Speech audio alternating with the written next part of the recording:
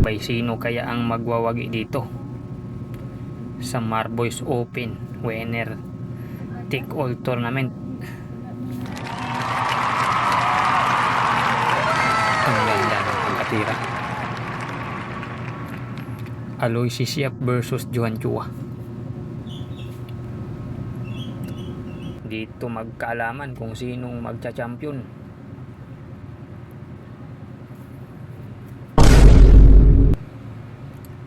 Ayun, grabe ha, bank shot, ang hirap na tirada.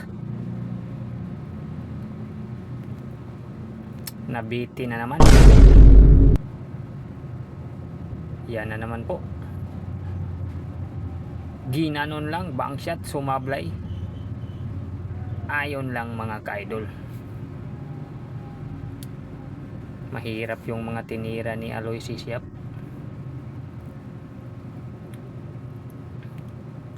Johan Chua, back to back champion yan mga ka-idol. Grabe yung score dito mga ka-idol. Ang score dito mga ka-idol para 12-2 po ito.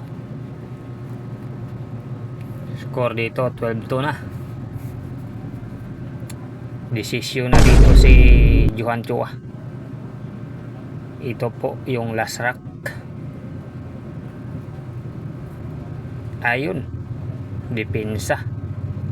Na open yung depensa ni Aloy Sisiap.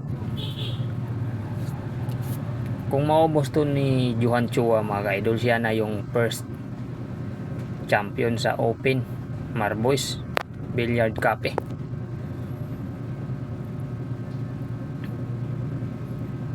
Batak na batak ngayon si Johan Chua sa tournament Open.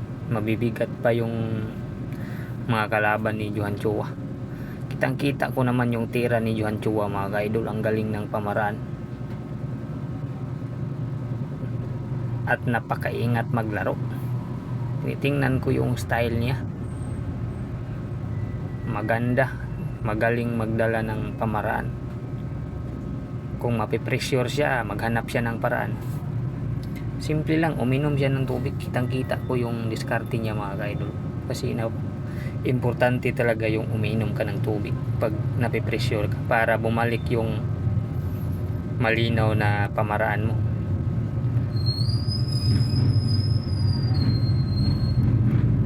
Sa tingin ko hindi na makakatira dito si Aloy Sisiap. Ang ganda ng pagkatira. Grabe yung preparasyon na yan.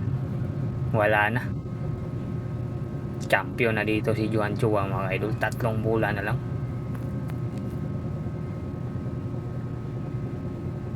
Grabe si Johan Chua, back to back champion.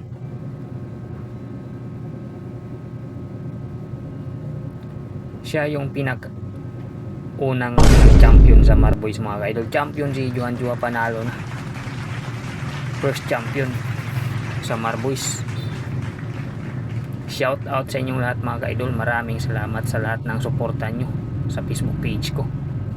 Advance Merry Christmas sa inyong lahat. Ang galing ni Johan Chua.